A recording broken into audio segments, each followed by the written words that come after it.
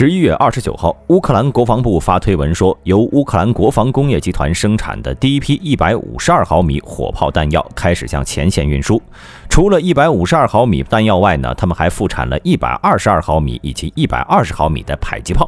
那么，乌克兰自产弹药投入战场后呢，乌军的战力会有多大提升？乌克兰其他的军工业是否能够恢复呢？别着急，咱们接着往下看。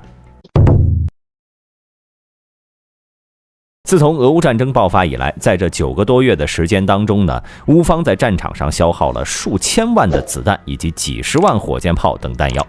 根据美国国务院发布的报告，截止到11月20号，美国已经向乌克兰运输了9万吨各类弹药，超过了100万发炮弹。而为了运输这些武器，美军运输机共计出动了878架次，使用了48艘船和4000辆汽车协助运输。近期乌军炮弹使用量更是巨大，《纽约时报》以北约军队在阿富汗的表现做了对比。文章称，在乌军一天消耗的炮弹数量相当于北约在阿富汗1个月或者是更长时间的消耗。北约军队每天最多在阿富汗发射300发炮弹，还不用担心防空问题。但是乌克兰一天的炮弹消耗量就超过了6000发，并且还要组织对俄军导弹和无人机的防御。日军使用量相当于阿富汗战场1个月的使用量。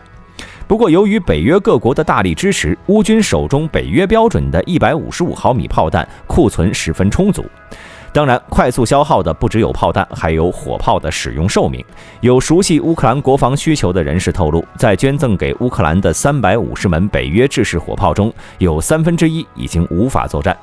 尽管北约培训过乌军应该如何使用维护这些火炮，但在高烈度的战争中，乌军根本没有足够的时间和零件去修复它们。例如更换炮管就是一个难题。为此呢，美国驻欧洲司令部特别在波兰设立了维修中心，就地为乌克兰修复武器。但是由于乌军所使用的武器种类繁杂，因为各国军火商生产的火炮所需的炮弹那都是各不相同，各种武器无法通用炮弹，包括维修都需要不同国家的维修工来负责，因此武器损耗很大也是一件正常的事儿。从这个方面呢，我们也可以看出乌军武器装备一直都是处于高负荷使用状态，要是有足够的武器，也不至于因过度使用导致武器损坏。而考虑到各国援助的重型武器未来不可能覆盖整个前线，乌军库存的122、152毫米苏式火炮还有很多，但是苏制炮弹越打越少，乌克兰的军工厂产能根本无法满足前线需求。因此在很早之前呢，乌克兰国防部就考虑要恢复生产苏制弹药。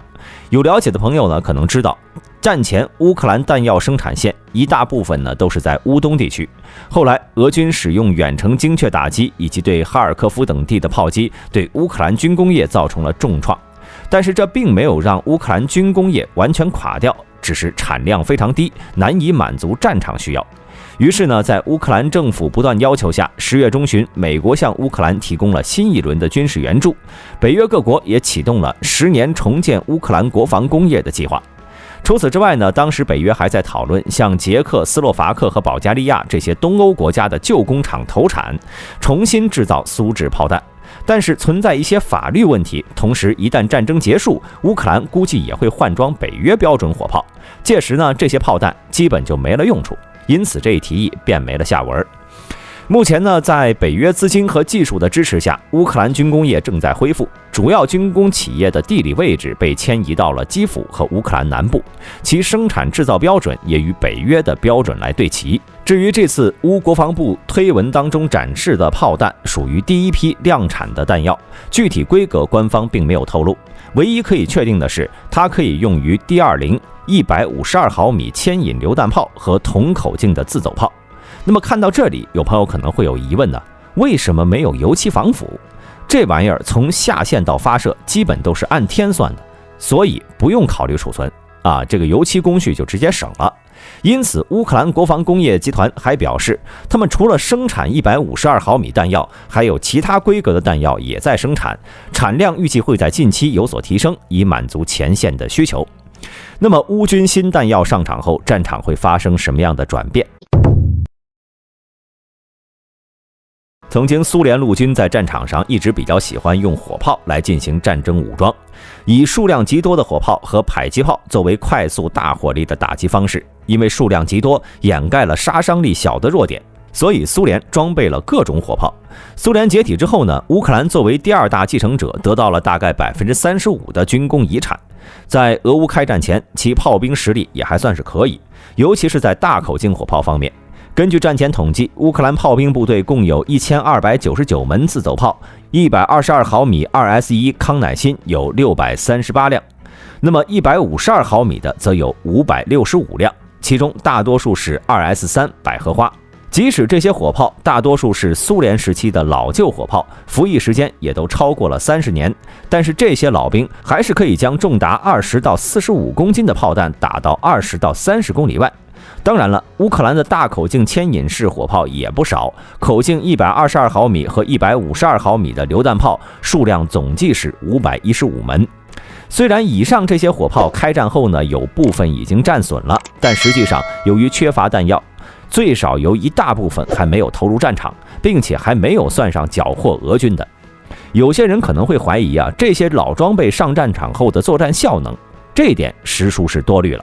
此前，美国向乌克兰援助的装备清单中曾多次出现反炮兵雷达，虽然没有具体透露型号但是大兵还是查到了。这些反炮兵雷达有近一半的数量是美制的 AN-TPQ-49。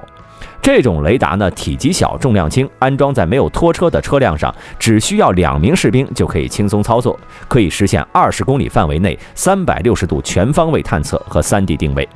有了这种轻型反炮兵雷达，乌军呢就可以轻松展开游击战伏击。只要俄军在城外发射炮弹，那么他们马上就可以通过探测的参数进行精确反击。这也就是为什么战场上乌军精准度比俄军高的原因之一。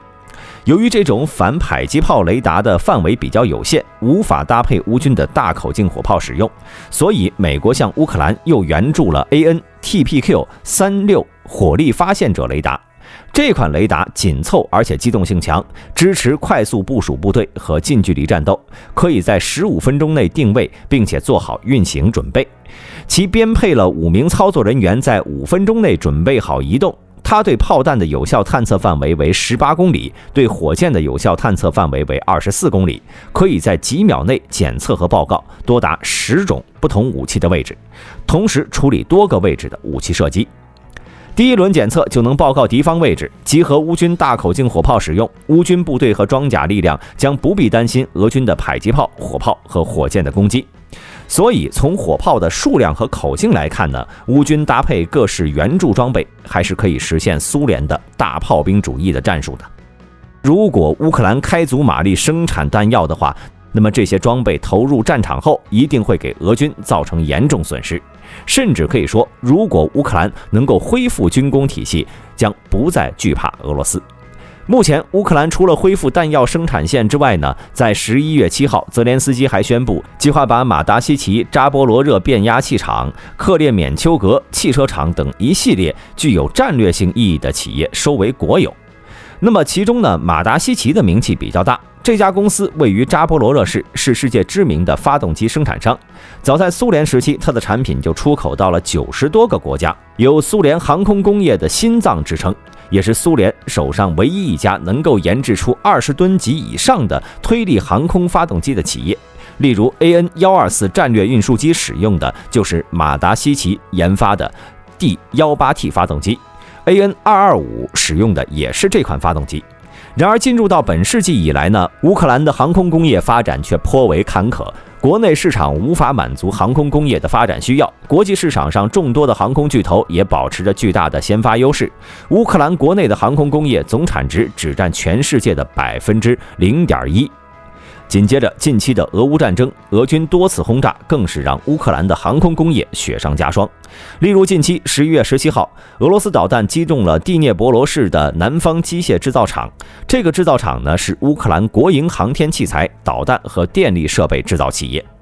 总之，从目前北约的举动来看，乌克兰通过1年的战争，已经不单单只是接收北约的武器装备了，他们也开始借助北约的力量重建军工体系。可以预见的是，未来乌克兰的各类军工生产设施会不断迁移，其生产能力也会复苏。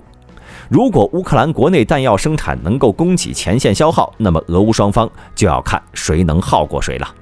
最后，大兵是不由得感慨，其实苏联解体后，乌克兰分了不少家产，其中有3000多枚核弹是关键。这个水平呢，比当时中英法3国加在一起还要多。要是乌克兰没有销毁，把这些真家伙摆在家门口，即使不说话，俄罗斯也不敢如此对待。这里大兵并不是说乌克兰当时掌握了核能力，毕竟很多核武器的配套设施乌克兰自己是搞不定的。而且我们看当年美苏领导人出行时呢，旁边的小弟都会拎着一个手提箱，这里面装的可不是领导人的换洗衣服，而是核密码箱。具体原理大兵就在这里不提了。总之呢，如果当年要发射乌克兰的核弹头，首先需要苏联最高层下达发射命令，启动作战数据链，激活密码，再由苏军总部各种复杂的操作之后传到乌克兰基辅军区，基辅军区按照指令加上自己的发射码，给对应的核武器平台发出指令，才能够完成核弹发射。苏联解体后，戈尔巴乔夫把密码等指挥中枢传给了叶利钦，叶利钦后来又给了普京，所以乌克兰只是空有核弹头和他们那部分的密码。至于大兵为什么会说乌克兰如果保留核弹会好受一些呢？你想啊，如果俄乌战争爆发前，泽连斯基对外宣布已经将这些核弹头分散储存，即便是不具备发射能力的乌克兰，俄罗斯怕是也不敢轻易发起进攻了。但不管怎样，俄乌战争已经发生了，说这些也没有意义了。各位朋友，就当是大兵的碎碎念吧。我们下期视频再见。